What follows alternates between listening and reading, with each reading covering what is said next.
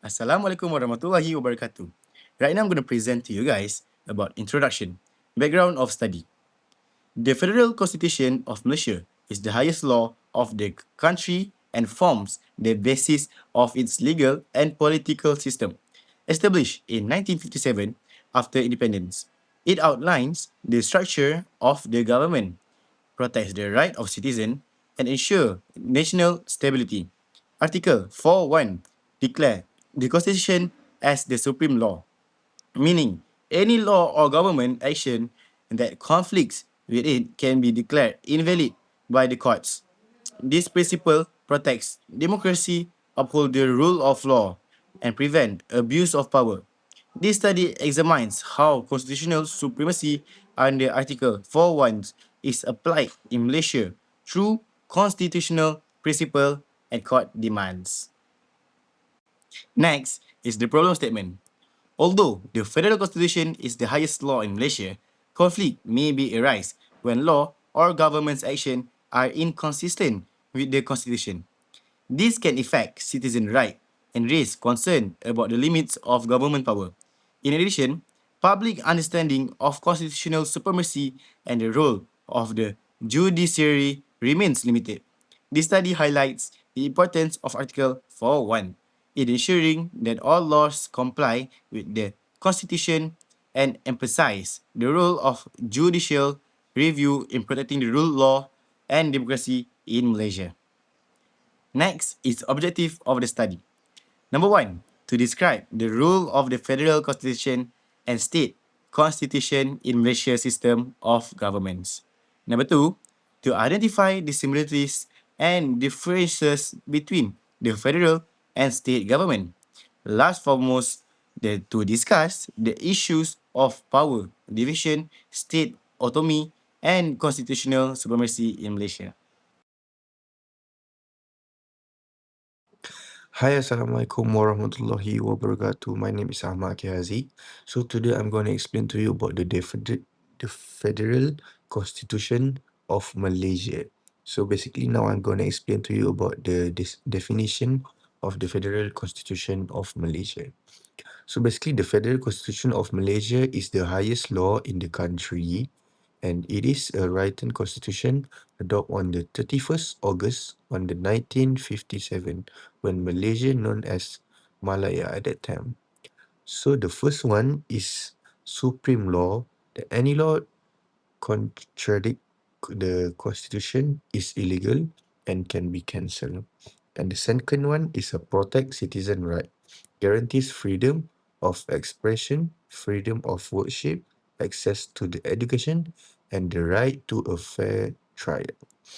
So the third one is define government structure, divide power among parliament, cabinet, and the judiciary to prevent monopoly of power. The Yang di-Pertuan Agong serve as constitutional monarch and head of state. And the last one is protect national affair. Under Article 153, it protects the special status of the Bumiputra community, like Bahasa Melayu as the national language, Islam as the official religion, and division of power between federal and the state government. Alright, come back to me. So basically, next, I'm gonna explain to you about the constitutional supremacy under the Article 4 and 1. So basically, the constitutional supremacy refer to the federal constitution being the highest law in Malaysia. So under the Article 4 and 1 of the federal constitution makes it clear that the constitution is the supreme law of the federation. That any law made by parliament or state legislature that contradict the constitution is null and void. So the first one is no one is above the constitution and no individual, organization or government body is above the constitution. Even the parliament cannot pass laws that go against it. If such as a law is passed, the court can declare it null and void. And the second one is a protect citizen right. Constitutional supremacy ensure the government operates within the boundaries of the constitution. No law should take away citizen basic right without the constitutional authority. And the last one is a judicial review court can examine any law or government action and annul it if it's contradict the constitution, and this process help prevent any abuse of power by the government. Okay, next we're gonna explain to you about the function of the federal constitution. So the firstly, supreme law, the constitution is the highest law in the country. Any laws that conflict with it are null and void. All laws made in Malaysia must follow the constitution. And next, define government power. The government is divided into the three main branch, which are legislative, the executive, and the judiciary. And next, protect citizen right. The constitution guarantees fundamental right for all Malaysians, including the right to live, freedom, expression, freedom of religion, and the right to fair trade. And the second last is outline federal and state government structure. The constitution specific the roles and function of both federal and state government to ensure a balanced administration across Malaysia.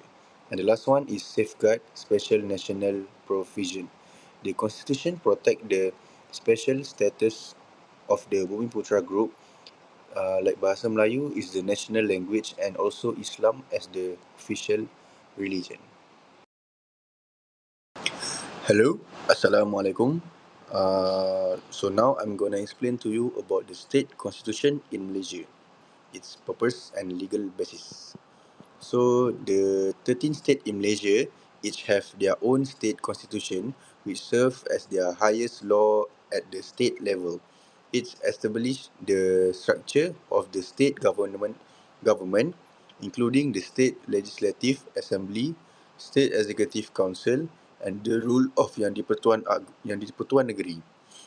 State constitution also provide the legal basis for states to manage matters such as land, local government and Islamic law. However, under Article 7.1, every state constitution must comply with the federal constitution. Okay, next we're gonna explain to you about the structure and the key provision. So basically, the state constitution outline the structure of the state government through four main institutions: the rule or head of the state, the state legislative assembly, the state executive council, and the state public service. It defined the role and responsibilities of each constitution to ensure effective governance, although each state has its own constitution. All must follow the requirements set out in the 8th schedule of the Federal Constitution. Okay, and the next is the relationship with the Federal Constitution. So basically, the state constitution operate within the framework of the Federal Constitution. Under the Article 4 and 1, the Federal Constitution is the supreme law, meaning it override any co- state constitution. The Federal Constitution also divide legislative power between the federal and the state governments through the federalist, state list, and the concurrent, concurrent list, ensuring cooperating while maintaining constitutional supremacy. Hi, my name is Muhammad Naim bin Muhammad Nazri. Today I will talk about 3.1 section division of powers between the federal and state governments. Okay, first of all, we have extensive federal authority. The Malaysian federal government is granted broad and far-reaching legislative powers designed to maintain uniform governance across all states. Because of this, Parliament functions as the central law-making body for issues that affect the entire nation.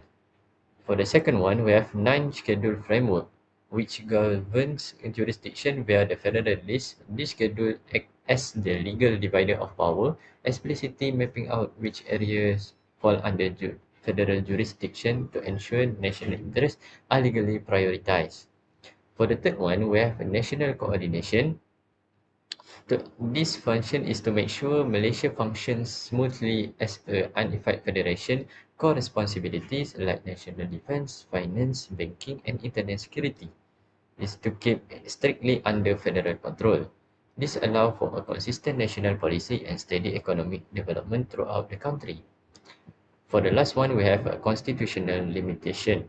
Federal authority is powerful, but it is not absolute. It is strictly bound the principle of constitutional supremacy, meaning the courts can use judicial review to check, challenge, and strike down any federal laws that overstep constitutional limits. Okay, next, let us move on to the section 3.2, which highlights the state autonomy in Malaysia. For the first one, we have a local governance powers. Malaysia's federal system ensures that individual state governments keep real, practical legislative power over issues that directly impact local citizens and regional interests, rather than being entirely controlled by the centre. For the second one, we have a state-list jurisdiction, which rules land administration, local governments, and state public works. Under the ninth schedule, state legislative assemblies have the sole right to pass laws in these areas, ensuring that development priorities can be customized to local regional needs. For the third one, we have a cultural and religious diversity. Because of our nation is culturally diverse, the Constitution allows Islamic law and religious administration to be handled independently by each state. These laws operate under the independent jurisdiction of each state's respective ruler of Yang di-Pertua Negeri, allowing them to reflect local traditions. For the last one, we have a balanced federalism. This dynamics allows individual states to solve unique local problems quickly and efficiently, while still keeping the entire country operating safely under one overarching federal constitution. Finally, let's look at the section 3.3, which covers constitutional supremacy and conflict resolution. For the first one, we have a supreme law. The federal constitution remains the ultimate legal authority. It means the federal constitution sits at the very top of the Malaysian legal hierarchy. It serves as the ultimate legal norm from which all government powers, federal legislation, and state laws derive their legal validity. For the second one, we have Article 4 in one bracket. Inconsistent federal or state laws are rendered void. It means it dictates that if a parliament or any state assembly passes a law that contradicts the federal constitution, that the law is automatically null and void to the extent of its inconsistency. For the third one, we have Article 75. Federal law prevails over conflicting state laws. Article 75 comes in act as the ultimate legal tiebreaker, ensuring legal certainty by declaring that the federal law always prevails and overrides the conflicting state law. For the last one, we have a judicial review. Courts resolve disputes and enforce constitutional boundaries. The Malaysian judiciary serves as the neutral umpire of the federation through the process of judicial review. Courts resolve disputes between governments and ensure both federal and state bodies stay safely inside their legal boundaries. Hi, my name is Haziq Afini bin Rafiz. In this presentation, I will explain the similarities and differences between the federal government and the state government in Malaysia. Both the federal government and the state government are established under federal constitution. They are responsible for governing the country or their respective states and providing public services to the people. Both governments also have legislative and executive bodies that make and enforce laws. In addition, they work together to improve the public welfare and support the country development. Although they have similar responsibilities, and the federal government and the state governments have different powers. The federal government manages national matters such as defense, education, finance, and foreign affairs. It is led by a prime minister and laws are made by parliament. On the other hand, the state government is responsible for state matters such as land, forestry, local government, and Islamic affairs. It is led by the Menteri Besar, our Chief Minister, and laws are made by State Legislative Assembly. Okay, for the conclusion for the Federal Constitution of Malaysia, the first one, we have a highest law of the land, serve as the supreme legal foundation. For the second one, we have a balanced power distribution, clearly defines federal and state authority. For the third one, we have a state autonomy, safeguards state control over land, local government, and Islamic affairs. For the fourth one, we have a crucial collaboration, requires active cooperation between both government levels to achieve national goals. For the last one, we have a foundation for stability, ensures political stability, good governance, and national unity.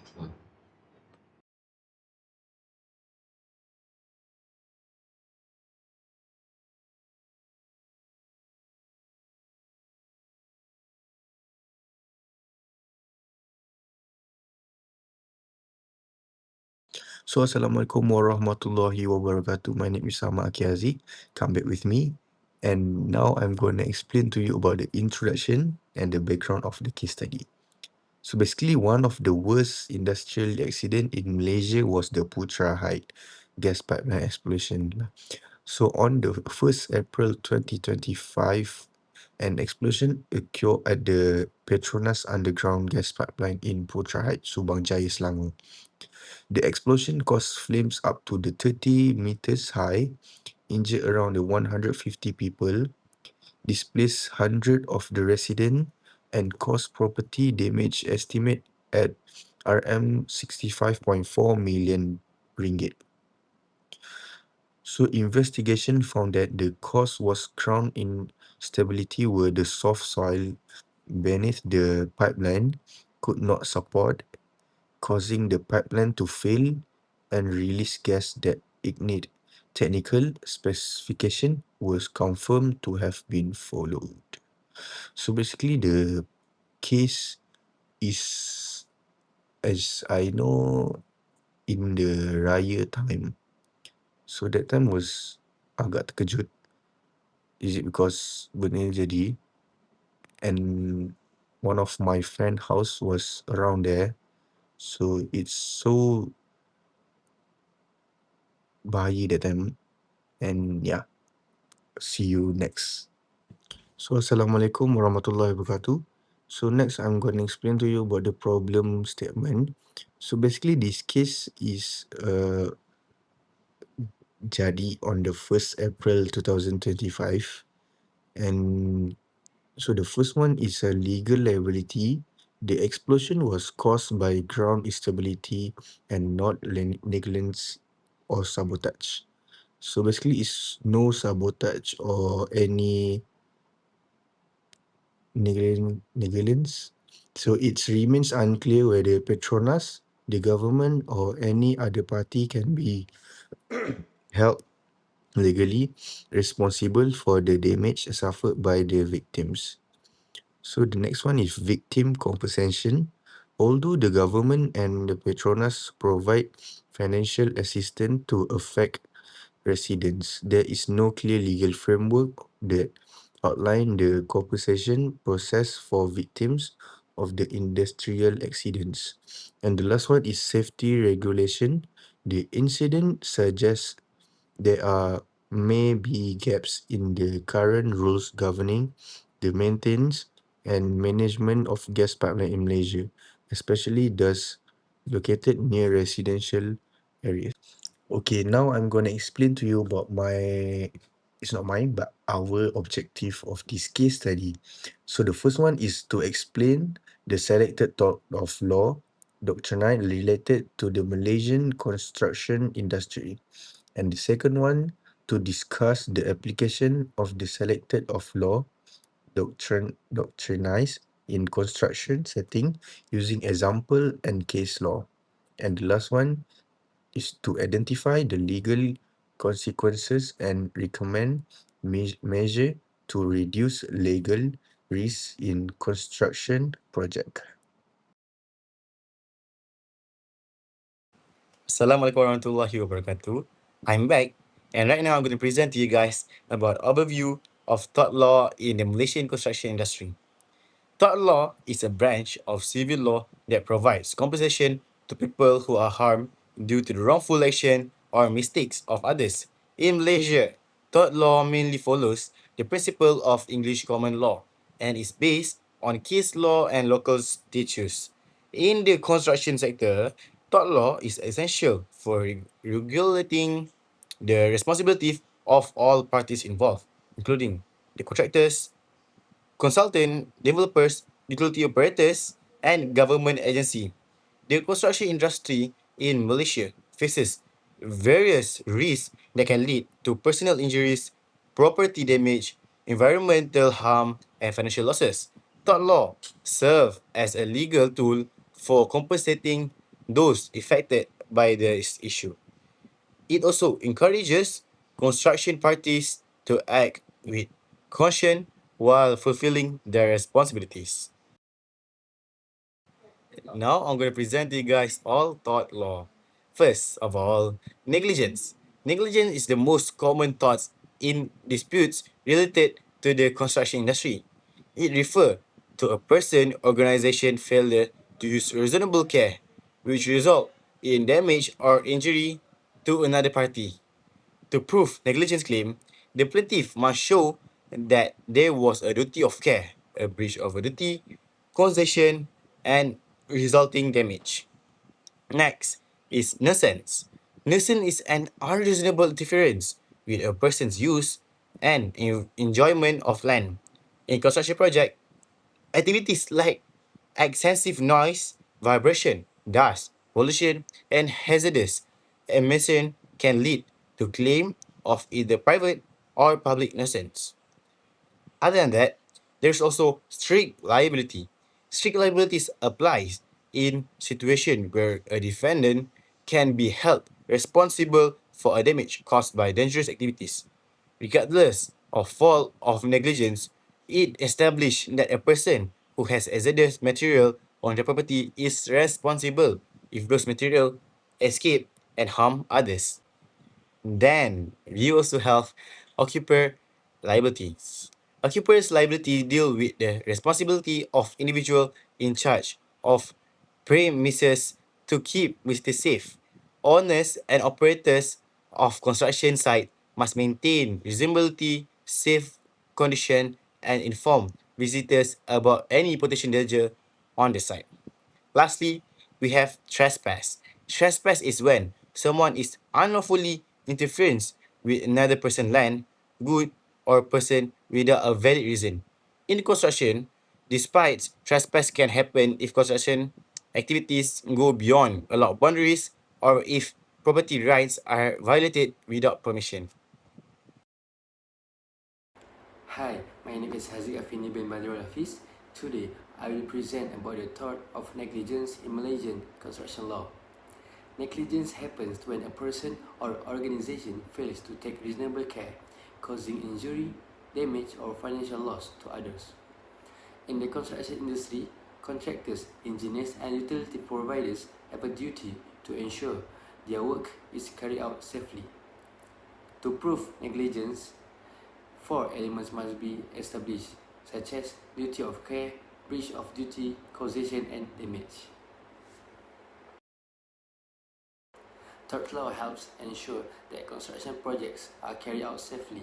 All parties involved must be follow safety procedures, properly supervise construction work, and maintain public facilities such as gas pipelines. In the Putra Heights gas explosion case, any party that fail to meet these responsibilities may be held legally liable. Victims may also claim compensation for injuries, property damage, and financial losses. Several court cases explain the principle of negligence. The NECU v. Stevenson introduced the duty of care, which requires people to avoid causing harm to others. Capero Industries PLC v. Dickman established 3 tests to determine whether a duty of care exists. In Malaysia, Stephen Pua Cheng Lun v. Highland Properties shows that construction parties can be held liable if their negligence causes damage to people or property. My name is Muhammad Naim bin Muhammad Nazri. Today I will talk about 3.4.1 about liability from legal consequences. Okay, first of all, we have a Putra Height gas explosion, significant civil responsibility under Malaysian tort law.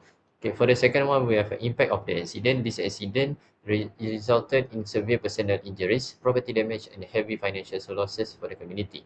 For the third one, we have a DOSH investigation findings. The Department of Occupational Safety and Health, or DOSH, confirmed that the pipeline met engineering standards and failed due to ground subsidence. This compliance does not clear the operator of civil liability. For the fourth one, we have a negligence doctrine. Affected residents can pursue claims under the negligence doctrine, arguing that the operators failed to spot early sign of soil instability.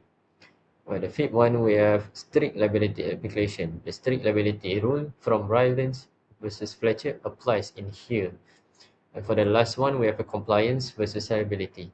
Because natural gas is inherently dangerous, the operator can be held liable for damages resulting from a leak even without direct proof of negligence. Okay, moving on to 3.4.2 about defense.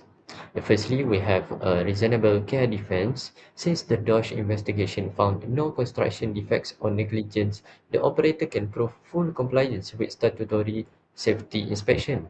For the second one, Act of God doctrine. If geotechnical experts prove that this specific soil subsidence was an extraordinary, unpredictable natural event, liability may be waived. For the third one, they can argue a lack of causation, claiming independent geological shift alone caused by the rupture. However, be aware that modern courts interpret this defense very narrowly. Simply meeting minimum statutory standards is rarely enough if proactive environmental monitoring could have prevented the disaster. Okay, for the next part, we have 3.4.3 remedies. The first one, we have a compensatory damage. These are designed to financially restore victims to the position they would be in had the explosion never occurred. For the second one, we have a covered expenses. This covers medical bills, property reconstruction, lost income, and compensation for psychological trauma. For the third one, we have a proactive court orders. The courts can issue mandatory injunctions forcing operators to overhaul their safety, inspection, and maintenance program. For the fourth one, we have a voluntary relief versus civil right. Malaysian government and Petronas provided immediate emergency relief. And for the last one, we have a deterrence value. This voluntary aid does not waive victims' civil right to sue for full compensation if their actual losses exceeded that assistance. Okay, next 3.5 about recommendation for risk mitigation and legal compliance. Okay, firstly, we have a life cycle risk management. This means integrating real-time tracking technologies to catch early warning signs of soil movement before a pipeline fails. For the second one, we have to enhance legal compliance. Companies must go beyond basic legal compliance by executing independent safety audits and strict emergency drill. For the third one, we need to have urban planning reforms. From a regulatory standpoint, local authorities must enforce wider buffer zone. For the fourth one, we have interagency coordination, a mandate exhaustive geotechnical impact assessment before approving developments near hazardous zone. And the last one, we have a corporate responsibility. Operators must secure comprehensive insurance coverage and establish structures, rapid response community compensation funds to resolve valid claims efficiently without triggering protracted or costly lawsuit. In conclusion, the Federal Constitution is the foundation of Malaysia's federal system.